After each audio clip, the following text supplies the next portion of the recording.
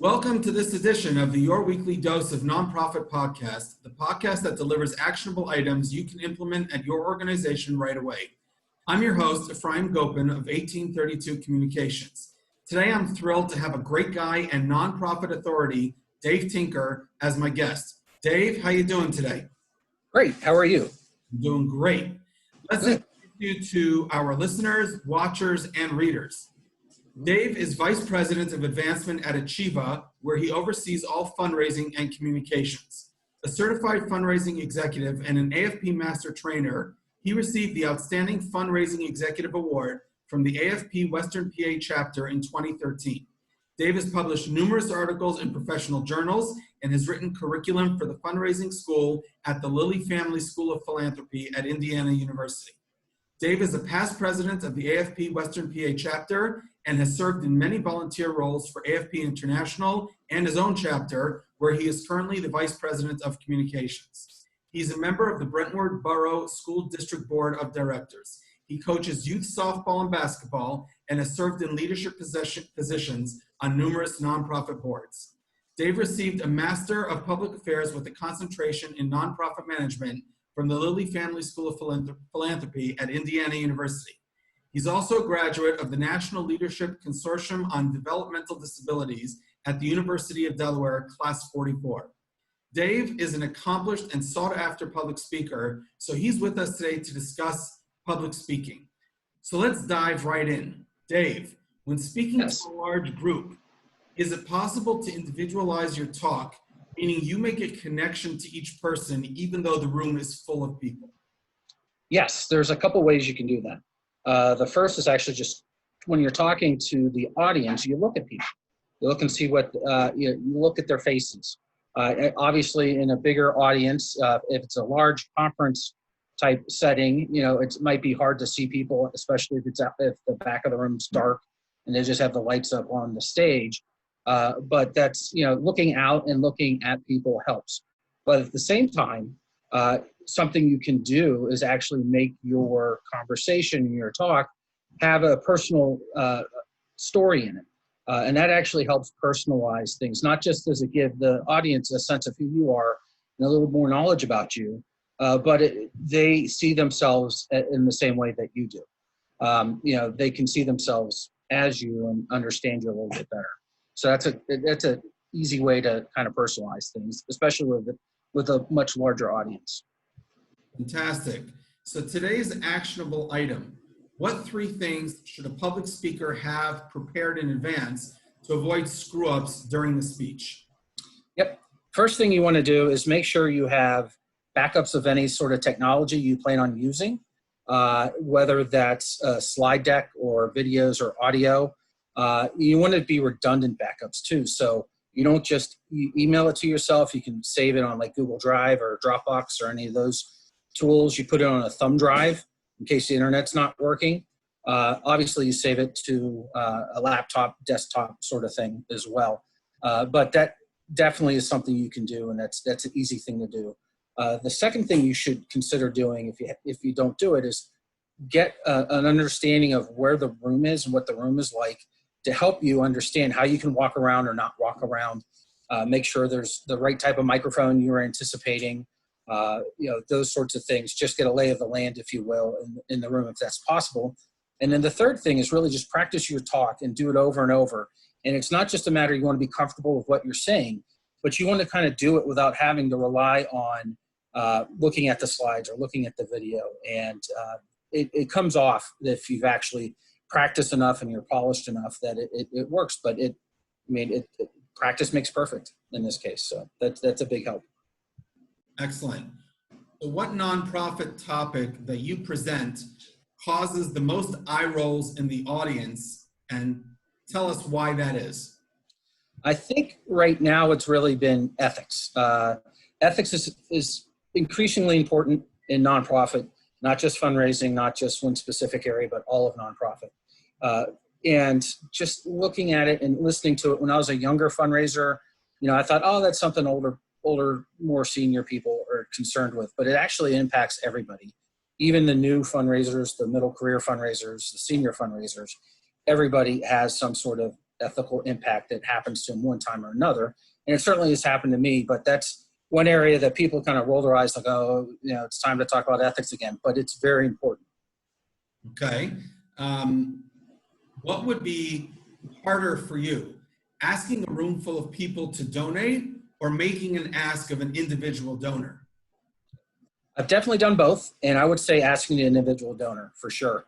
While it's always going to be the best way to raise money, it's always a little nerve-wracking going in because you want to, put on your best show, if you will, make sure you're explaining everything okay, and it's just you sitting there waiting to hear back from that donor. When you're doing it in front of a large crowd or a large audience, it's not, not as personable, if you will, and not necessarily everybody's going to come back at you with a yes. But with sitting there with an individual donor, it's a little bit harder because you're again, you're practicing, but it's just you one-on-one in that case. Okay, I'll just ask a follow-up question. If you do get a no, what's your next move? Well, usually if somebody says no, I take it to mean no, not right now. So I might actually ask them, is there another time that might be better? Or I might start asking them some questions about, why they might have said no. Is there something going on career-wise for them? Did they just send their kids off to college and just pay the tuition bill so they don't have any extra cash to make a gift right now? Stuff like that. And that's important, but no doesn't always mean no. It just means not right now. So continue the conversation. Yeah. For many years, you've worked for an organization that advocates for the full inclusion of people with disabilities into society. Do you feel that the nonprofit sector has done all it can to live up to the disability community's mantra of nothing about us without us? There's a lot more that can be done. I mean, there's been, you think about the Americans with Disabilities Act and other international acts that have tried to include people with disabilities more, but clearly there's a lot more. There's self-advocates and family members who would love to be part of your organization, whether it's serving as a committee member or a board member, or even just donate to you. It's easy to overlook somebody with disability, but they're fully capable of making a gift just like anybody else. And they want to make that gift. They want to support you and want to volunteer, but we're not including people. And, inclusion and diversity is a hot topic right now. And disability is an area within that hasn't been focused on. Yes, we focus on whether it's men versus women or non-binary, if you're worried about gender or ethnicity. Obviously Black Lives Matter is big and it will be for a long time, and it should be. But people with disabilities are also a big area that have been underrepresented and underutilized and could be a great help to any organization. Fantastic, and totally agree. Yeah. Let's go on to the lightning round and learn more about All right. What got you started on your nonprofit career path? Well, it's been over 30 years now. I had a summer internship working at a fundraising council. Originally, when I was in college, I thought I was going to go to medical school when I graduated college, but I enjoyed working at the fundraising council so much. I kept asking to go back every summer, and then I went to graduate school for fundraising. So amazing. So given 30 plus years in the field and all your experience and expertise, if there's one thing you could shake up in the nonprofit world, what would it be? I would say that there's a lot of younger professionals that are really good at doing fundraising, and they're not given it enough credit. I was a young fundraiser when I first started. I was 19 when I was an intern at Ketchum. And just moving forward, there were a lot of people that didn't necessarily take me as seriously as I would have liked. And that's something that people should do, because there's a lot of great ideas and there's a lot of knowledge in younger people. You just need to embrace that a little bit more and be open-minded to it. Okay. What do you love most about living in Pittsburgh? I love Pittsburgh. I lived in the Midwest for a while and moved back, so I boomeranged. But it's a big city, but it's really a small town, if you will. It's got a lot of great features like a big city has, but it's not as big as a huge metropolitan area like New York or Los Angeles or one of those other major areas. Excellent. I visited last summer and I had a great time there. Lots to do. Yep.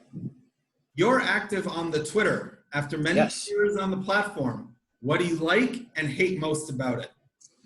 I like the ability to it gives everybody a voice, and anybody can do it as long as you sign up with an email.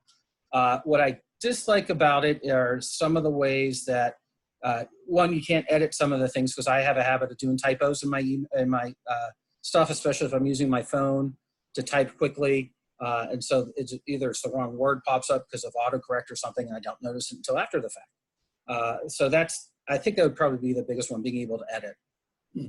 I will co-sign on that. I've been calling Jack to add an edit. Yeah. He's not listening to me. No, me neither. So. Oh well. If you could work in any other sector, which one would it be and why? I originally started, and I'd said medical school, and I actually completed my chemistry degree. I would probably be working in a research lab, working on my senior thesis that I did was on Buckminster fullerenes, which is a big word, but it was a new type of, it's a form of carbon. It's a natural state. Now there's more besides just that. But all the nano technology stuff has come out of it, thanks to buckyballs and Buckminster fullerene. So I'd be in that area somewhere. That's interesting. Okay, that's totally different than what you're doing now. It is. All right, let's turn the table.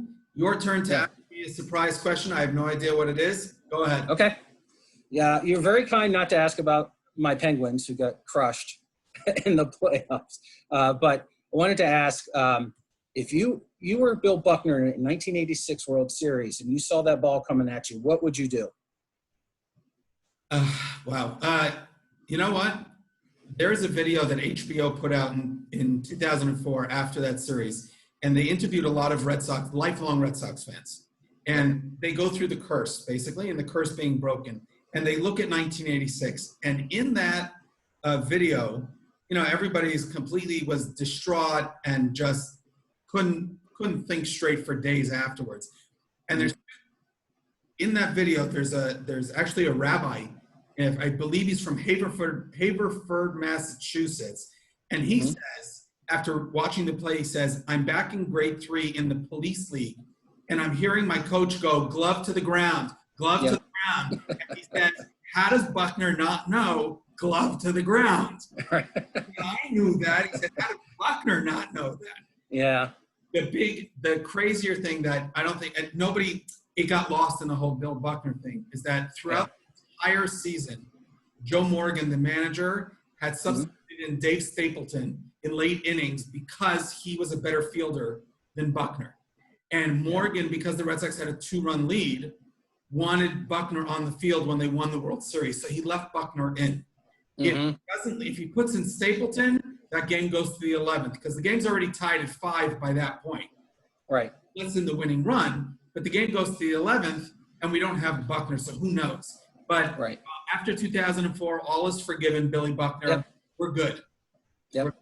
Oh, man. It was rough for me too. The Red Sox are my favorite American League team, always have been, but especially during that World Series because I hated the Mets growing up.